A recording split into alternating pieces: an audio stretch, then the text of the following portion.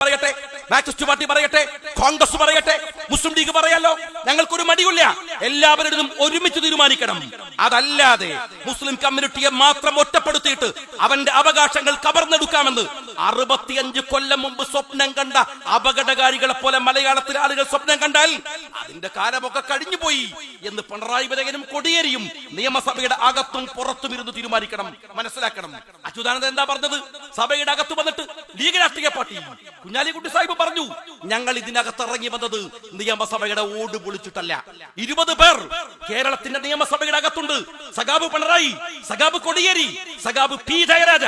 നിങ്ങൾ മനസ്സിലാക്കിക്കോ, സമുദായത്തിനകത്തുള്ളവരോട്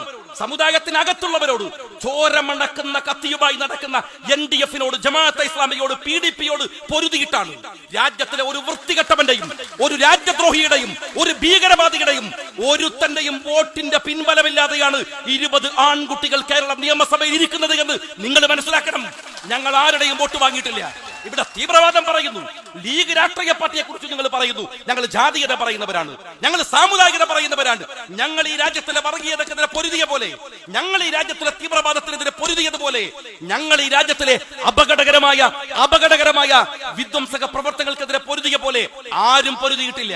ഞങ്ങൾ തീവ്രവാദികൾക്കെതിരെ പൊരുതുമ്പോ കോടിയേരി എന്ന് പറയുന്ന മാർക്സിസ്റ്റ് പാർട്ടിയുടെ പോളിറ്റ് ബ്യൂറോ മെമ്പറുടെ വീട്ടിൽ NDF-ന് കഞ്ഞി വെച്ചു കൊടുക്കുന്ന തിരക്കിലായിരുന്നു കോടിയേരിയുടെ ഭാര്യയും മക്കളും. അറിയാം നിങ്ങൾ, അവിടെയാണ്. ഞങ്ങളല്ല, ഞങ്ങൾ ഈ രാജ്യത്ത് വോട്ട് കൊടുത്തവരല്ല, ഞങ്ങൾ ഈ രാജ്യത്ത് അപകടപ്പെടുത്തിയവരല്ല. ഞങ്ങൾ ഈ രാജ്യത്ത് ഇവിടുത്തെ മുസ്ലിം സമുദായത്തിന് എന്തെങ്കിലും ഒരു അവകാശം വാങ്ങിക്കൊടുത്തിട്ടുണ്ടെങ്കിൽ സഖാബ് കോടിയേരി ഇരുട്ടിന്റെ മറവിൽ ഒരുത്തനെയും സ്വാധീനിച്ചിട്ടല്ല. മറിച്ചോ പട്ടാപ്പകൽ നിയമസഭയിലും പാർലമെന്റിലും ആൺകുട്ടികളെ പോലെ പൊരുതി വാങ്ങിക്കൊടുത്തതാണ്.